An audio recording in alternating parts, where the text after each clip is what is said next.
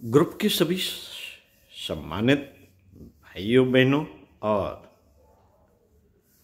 आज की युवा पीढ़ी, हमने ग्रुप में 3 प्रश्न किए थे अपने जन्मदिन के। आप लोगों ने याद दिला दी, बहुत अच्छा लगा।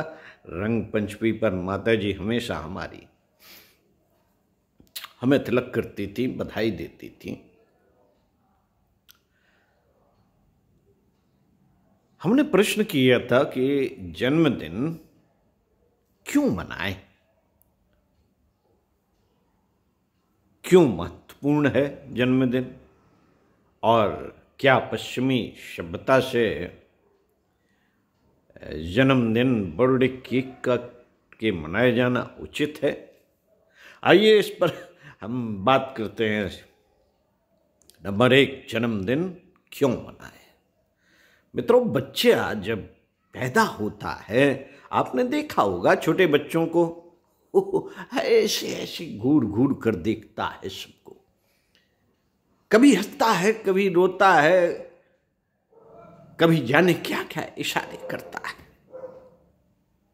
शायद कुछ खोज रहा है। साथियों, अगर इस पर थोड़ा सा चिंतन करें कि खोज क्या रहा है, आज तक हम नहीं जान पाए कि हम खोज क्या रहे हैं। जन्मदिन क्यों मनाएं, यह उस खोज को दर्शाता है जो हम आज तक खोज रहे हैं और बिल्कुल भी संतुष्ट नहीं हुए। सोचिए जरा, हम पढ़ लिए फिर भी खोज रहे हैं। हम मॉल में जाते हैं, जाने क्या खोज रहे हैं, अनाप शनाप फूल जलूल चीजें उठा उठा के लाते हैं, घर में कूड़ा करकट इकट्ठा कर देते हैं, खोज रहे हैं। पढ़ते हैं, खोज रहे हैं। जो लक्ष्य निश्चित करके पढ़ाई करते हैं वो पा लेते हैं सफलता, लेकिन फिर भी अभी उनकी चाहत पूरी नहीं हुई, वो फिर भी कुछ खोज रहे हैं। नौकरी पाली, फिर भी कुछ न कुछ खोज रहे हैं, क्यों संतुष्ट नहीं होती। ये विषय आध्यात्मिक है। जन्मदिन में हम कैसे थे, हमारी उमंग, उत्साह, उल्लास, किलकारियां कितनी मजेदार होती थी। जरा सा कोई खिलौना मिल गया, उसी में संतुष्ट।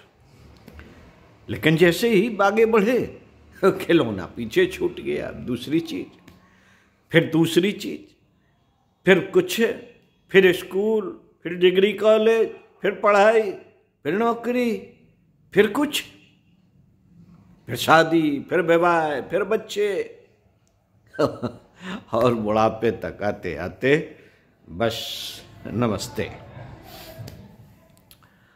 ये खोज क्या है, यही जानने का दिन है।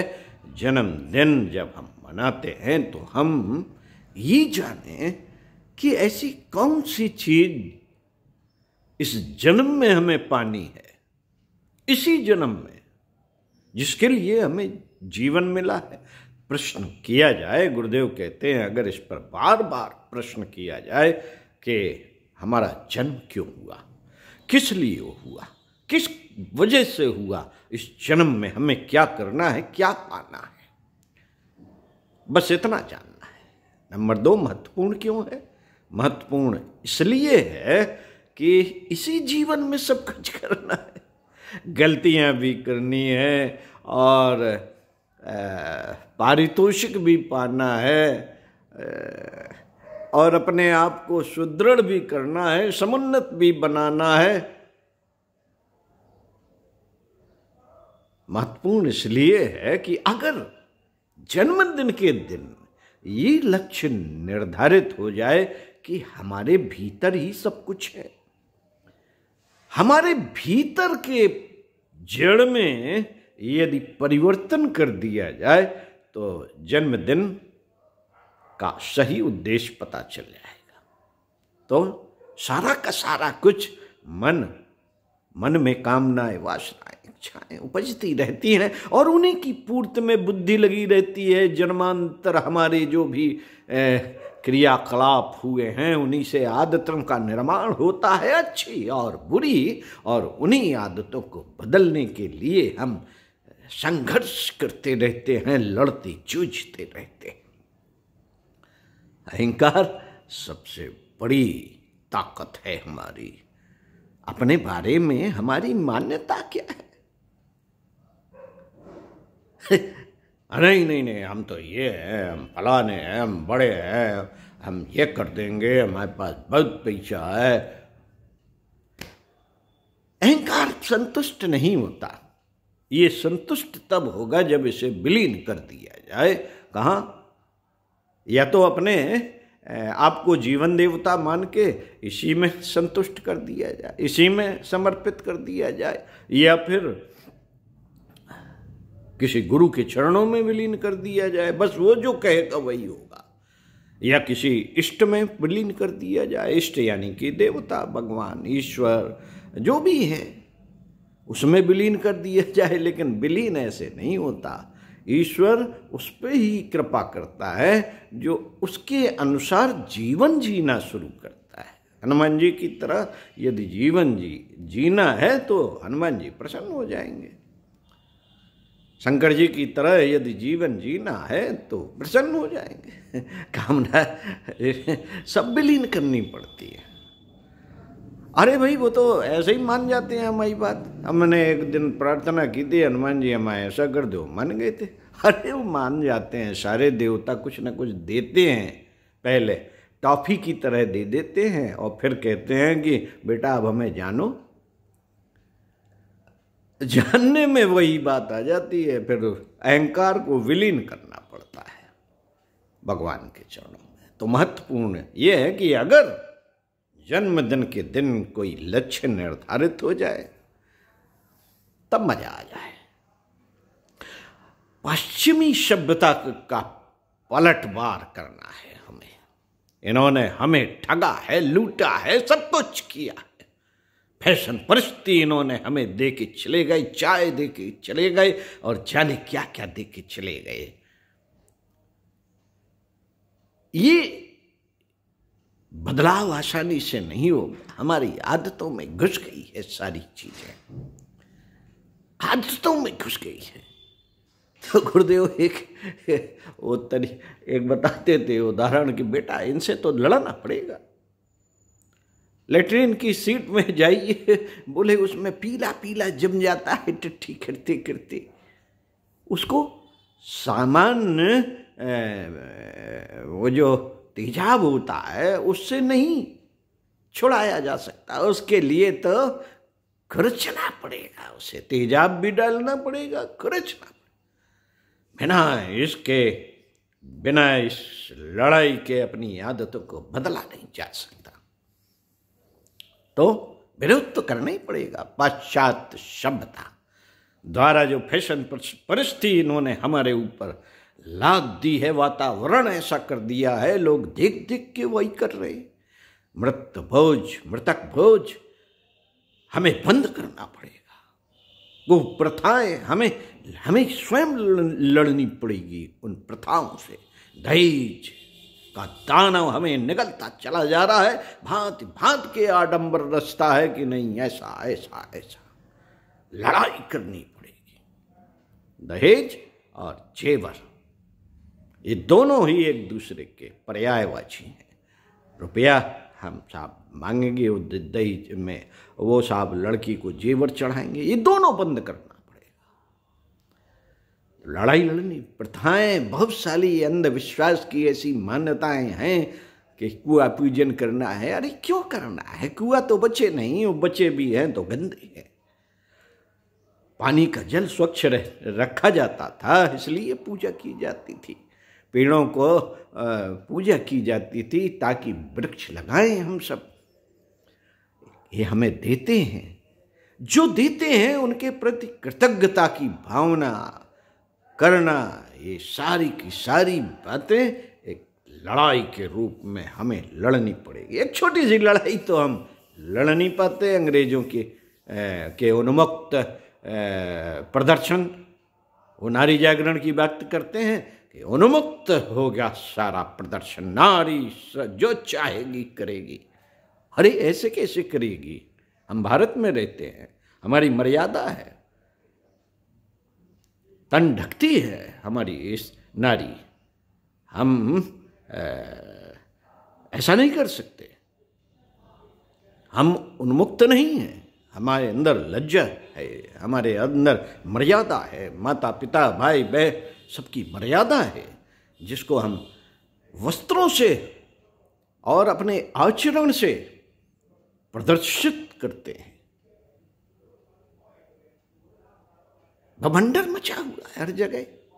छोटे छोटे कपड़े पहन के लड़कियां पिक्चरों में आती हैं, बड़े बड़े महानगरों में घूमती हैं। ये सब क्या है? ये सब हमारी यौन प्रवृत्तियों को भड़काता है। ये है नारी जागरण।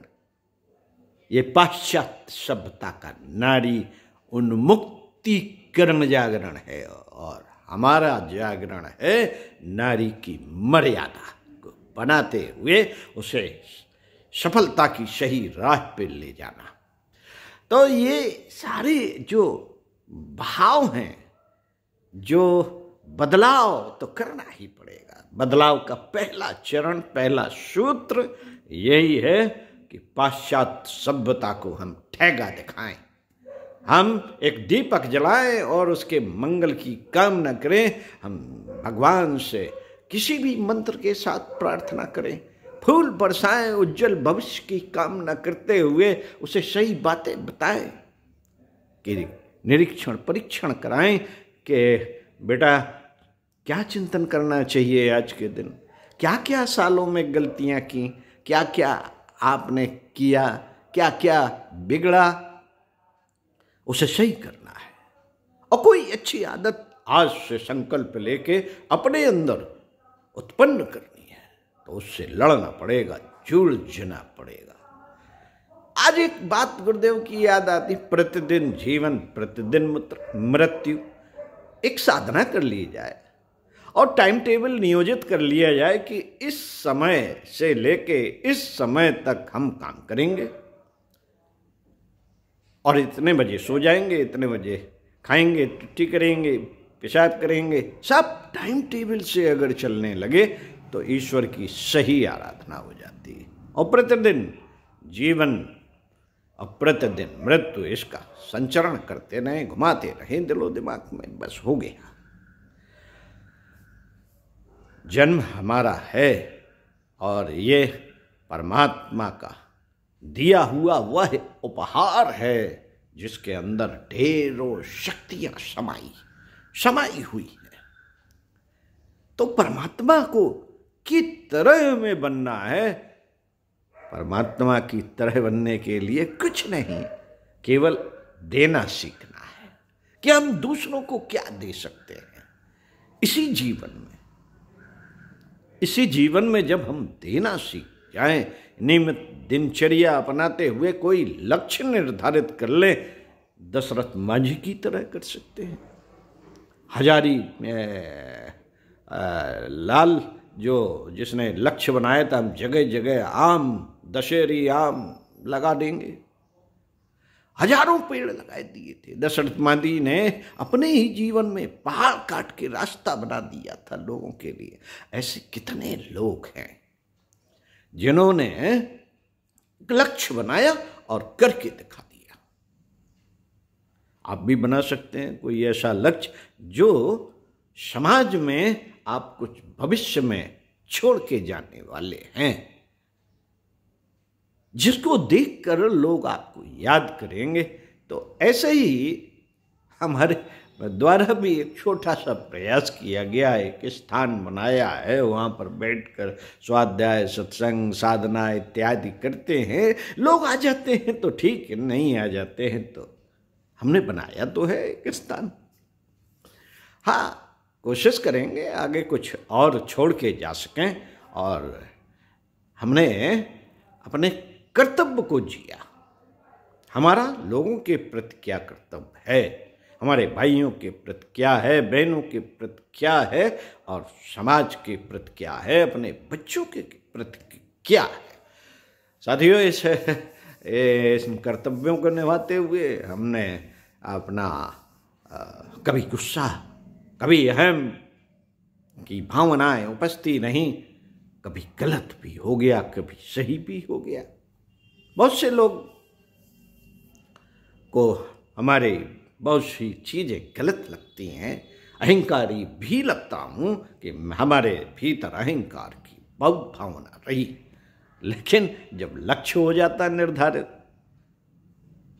कि नहीं, हमारे जीवन में हमें ये करना है, ये मेरा कर्तव्य है, तो उस कर्तव्य को करते हुए जो त्रुटियां होती हैं, गलतियां होती हैं, किसी के मन को पीड़ा भी पहुंचती है, ठेस भी लगती है, उसके लिए अब हम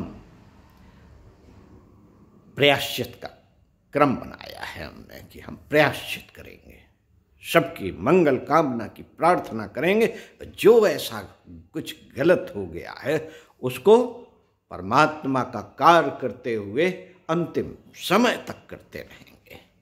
गुरुदेव ने कहा कि प्रायश्चित ही वह एक ऐसा तत्व है कि इसी जीवन में यदि अपनी गलतियों का प्रायश्चित कर लिया जाए तो वो कैसे होगा, तो वो बेटा भगवान का काम करने से होगा, गुरु का कार्य करने से होगा। वही प्रायश्चित करता रहता हूँ। आप सभी ने जन्मदिन की हमें बधाई दी, और बहुत कुछ कहना तो बहुत कुछ था, लेकिन थोड़े समय में इतना ही कहा जा सकता है कि आप सब हमारे जीवन का एक हिस्सा हैं, और हमें सभी ने बहुत खुशी दी है, चाहे जिस रूप में दी हो, वो खुशी याद करते हैं और खुश होते हैं। अच्छी अच्छी बातें आपके जीवन में से हमने बहुत कुछ सीखा है आप सभी से, और सभी सीखते हैं, हमने भी सीखा है। आप अपने जीवन को महत्वपूर्ण बनाइए, और अपने आसपास जितने लोग हैं उनके बारे में राग द्वेष की चर्चाएं मत करिए। चर्चा ही करनी है तो उनके अच्छे कामों की कीजिए। अपने घर का एटमॉस्फेयर कुछ अच्छा बनाइए। बच्चों को आपको अच्छा बनाना है तो आप उन्हें, वो बहुत तेज है, सीखते हैं हर क्षण, आपकी बातों से सीखते हैं, आपकी चर्चाओं से सीखते हैं, आपके घर की एटमॉस्फेयर से सीखते हैं। तो अपने घर का वातावरण आप अपने बच्चों को जैसा बनाना चाहते हैं वैसा वातावरण बनाइए, और वो क्रियाएं कीजिए, वो बातचीत कीजिए, वो चर्चाएं कीजिए। महापुरुषों की चर्चाएं क्यों नहीं होती? कहानियां सुनाइए अच्छी अच्छी, उस पर प्रश्न ढूंढिए और प्रश्नों पर बातचीत कीजिए। अगर ऐसा करने लगे और उनकी रुचि जागृत कर सके, अपने लोगों की रुचि जागृत की जा सके कि अच्छे कामों की बात करें,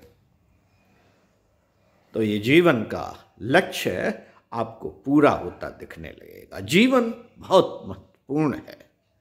ये जो जीवन मिला है, ये केवल मौज मजा शौक के लिए नहीं, खाओ पियो मौज करो वाली जिंदगी अंग्रेजों की बताई हुई है, और हमारे ऋषियों ने ये बताया है कि जीवन महत्वपूर्ण है।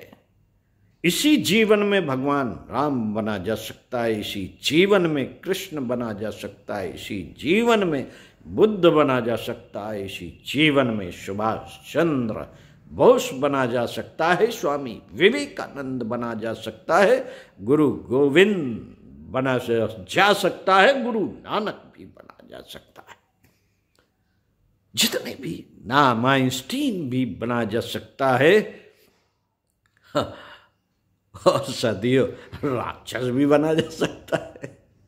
हपर हपर खाते थे राक्षस, बड़े बड़े दांत थे, मांस खाते थे चीर चीर के। हैं, ऐसे ऐसे जल्दी जल्दी खाते थे। तो क्या राक्षस है हम?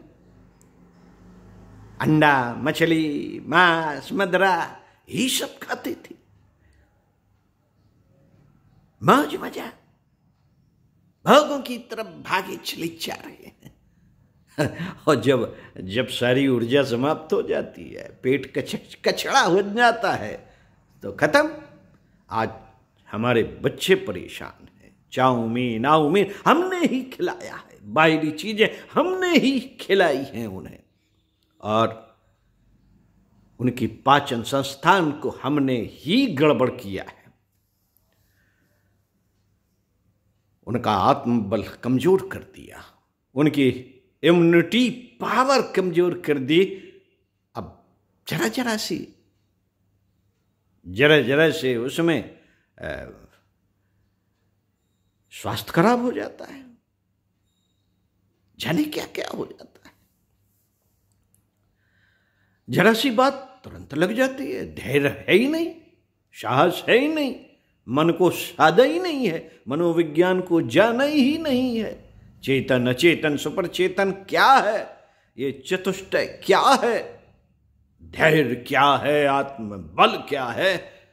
अगर ये सिखाया होता तो आज जो ढेरों बच्चे इस वजह से आत्महत्या कर लेते हैं कि उन्होंने फलाना ये कह दिया, ये कर लिया, गांठ बना लेते हैं अपने मन में, बातों की गांठ रोगों का कारण। बातों की गांठें हैं, जिचरा सी बात लग गई साहब, उन्होंने ऐसा कह दिया था, सालों उसी बात पे दिमाग लटकाएंगे, अब मौका लगेगा तो हम सुना देंगे, अब सुना नहीं पा रहे तो हम साफ करेंगे ही नहीं जीवन में, उनके साथ हम साथ ही नहीं होंगे। वो हमारे बेटे के उसमें वो नहीं आए थे, हम जब उनका बेटा का कुछ होगा हम भी नहीं जाएंगे।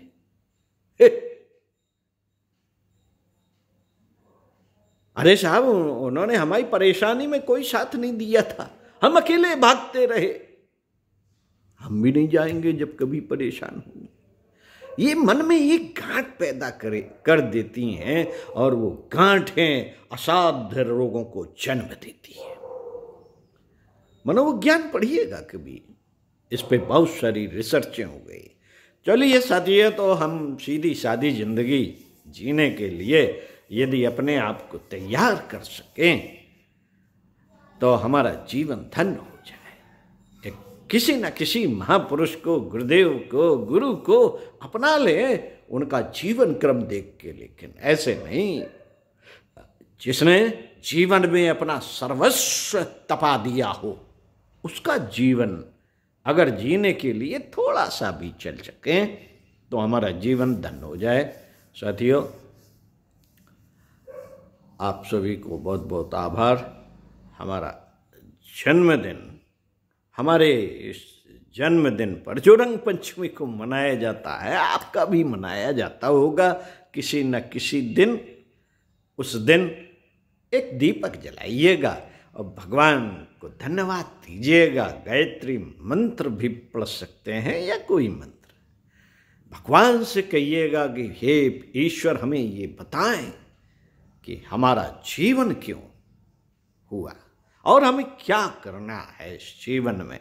आपने हमें बहुत कुछ देकर भेजा है, उन शक्तियों का सही सही उपयोग कर सकें तो निश्चित ही हमारा जीवन धन्य हो सकता है। ऐसा ही जन्मदिन मनाइए, आपकी मत काटिए, एक लड़ाई लड़िए पश्चिमी सभ्यता के खिलाफ। गायत्री परिवार इसी के लिए लड़ रहा है। जो बातें पश्चिमी सभ्यता के द्वारा और अन्य लोगों के द्वारा बताई गई हैं, उस पर विरोध अगर कोई करता है, सही बात कोई बताता है, तो वह गायत्री परिवार बताता है। अब जरूर शामिल होइए गायत्री परिवार में। और शामिल होने के लिए कोई तरीका ऐसा नहीं है कि नहीं साहब वो फीस जमा करनी पड़ेगी, फार्म भरना पड़ेगा। अरे भाई, युग साहित्य जो परम पूज्य गुरुदेव ने लिखा है वो पढ़ना पड़ेगा। हर जगह फैला पड़ा है वो साहित्य। आदत बनाइए पढ़ने की। ओम शांति। धन्यवाद बहुत बहुत आप सभी का।